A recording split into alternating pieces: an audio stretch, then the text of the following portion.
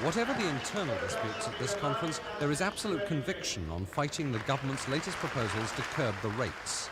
Men like Ted Knight of Lambeth have said that they're prepared to go to jail rather than implement more cuts, and Michael Foot has pledged that Labour councils will boycott compulsory referenda.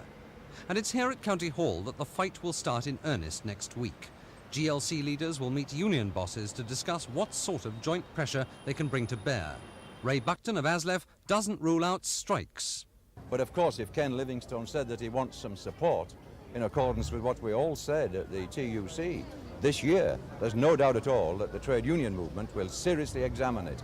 And I know this, that the people who work in London Transport will be seriously examining it, and they'll be asking their executive committees to see what they can do.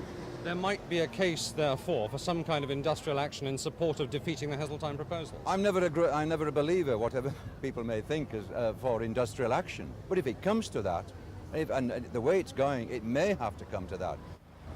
But trade unions will be facing a situation where, frankly, there'll be thousands of their members will be joining the dole queues if we have to make the cuts that Heseltine demands. And I think that will motivate them, and they'll see the need for unity, and I think together we can actually possibly turn the tide back against Heseltine. Tomorrow the Labour Party will be on its way home, united at least in its fight against the Heseltine cuts. And in London, it could be a very, very bitter battle indeed. Ed Boyle, Thames News in Brighton.